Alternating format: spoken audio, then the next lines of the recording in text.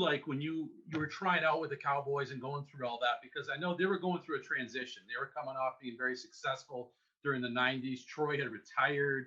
Quincy Carter was, coming as the QB. What was the mood of the team like at that point in time?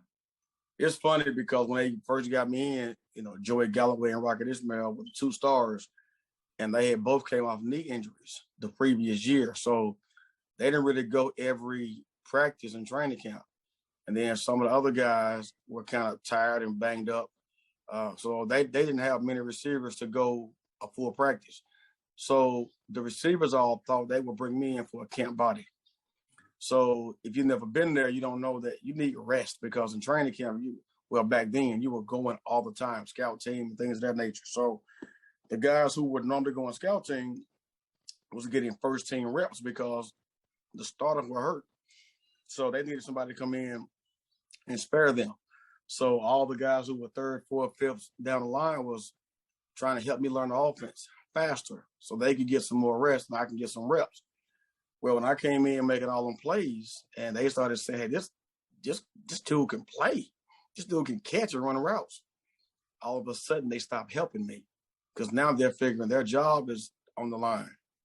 And that's exactly what happened. So a few of the guys who thought they was going to be there, I came in and performed well, and they ended up keeping me and cutting a few of them guys.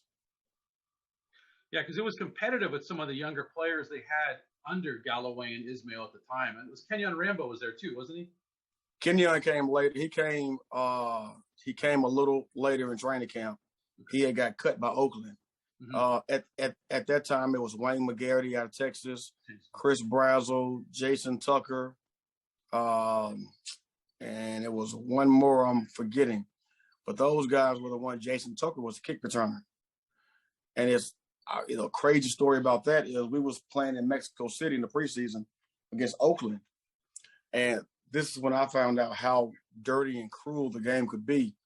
We were out there in the pregame just catching kickoffs in Mexico City. And Joe Alvazano, rest in peace, came out there while Jason and I were catching the kickoffs. And just right in front of me, he was like, hey, Jason, so Swinton's going to do the kick return and do this tonight. So you can kind of relax. At that point, you probably going to get cut, with Jason. And I felt bad because it happened in front of me. Like, that's a thing I felt like should be done in private. Mm-hmm. But he did it right there in front of me.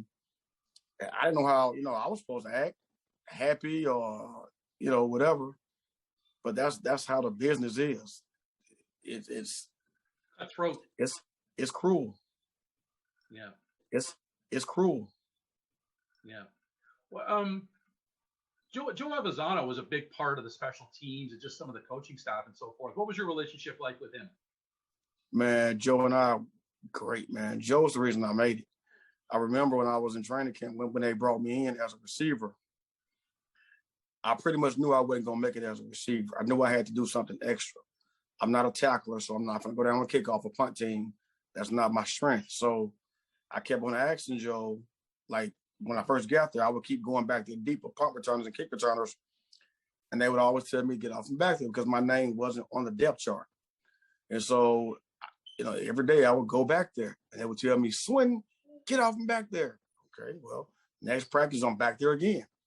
So I had to call my uncle back in Little Rock and had him go by my mom's house and get my VCR tape of my highlights in Canada where I did kick return. And I said, I need you to overnight that to me so I can give it to coach and let him see I can do this. So it came that next day, and I gave it to Joe after the first morning practice. I remember. And he watched it during the break. And we came back for our number 2 practice, checked the depth chart, and my name was on there.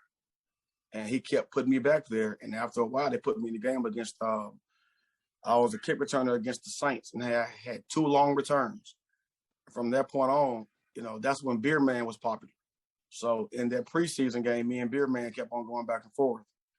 And that's how I became the Cowboys kick returner. What do you attribute your success on kick returns to? Because like you said, you were looking to make your niche, and it's difficult when you're going to compete with some of these other receivers and you're trying to fit in and make the team. But how did you put that little extra in, the focus, or what was it about, on special teams for returning that you were able to really just excel at? Well, I did it in high school. I was really good in high school at returns. I did it some in college. Had a couple of returns for touchdowns in college. And when I got to the Jacksonville Jaguars my first year out, I didn't know how to catch punts. And so that was my flaw in Jacksonville. And then when I was in Seattle, I had a hard time catching punts. But the coach out there, I forget his name, he worked with me in Seattle. And he really taught me how to catch punts. And when I got to Dallas, a year later, I knew how to catch punts well. And so I knew I had to do more than just be a receiver because I wasn't going to be the third receiver off the top because they already had Joey Rocket and Wayne McGarity. And so I knew I had to find me another way to make the team. And after I had those long returns in the preseason, I knew that was my niche. The bad part about that is, I got labeled as a kick-off returner and punt returner. So therefore, they had that first before wide receiver. And when it come down to contracts and getting paid, you don't get paid a whole lot for a kick returner / punt returner. And so that's what I got labeled as. And so I never got the big contract because they never saw me as a receiver. They see me as a help at receiver, but not as a true receiver. A specialty player almost. Yeah. Because even like you look at Devin Hester, that's kind of what happened to him at points. They kind of just looked at him as he was just great at what he was doing as a kick returner, a specialty player. Devin Hester, Dante Hall. Yep. The only one that broke out of that mold was Steve Smith. Because, that first year in 2001, he made the Pro Bowl above me. I think he beat me by 7 votes that year. Steve Smith did. He came in as a return man from Utah. And then that's when, Carolina gave him a shot to be a receiver, then he broke out. I never got that real shot to be a receiver. Detroit gave me more of a chance, but they drafted Roy Williams and they had Oz Hakeem and they brought in Ty Streets, guys who had proven themselves already. So I was always going to be the 4th or 5th receiver.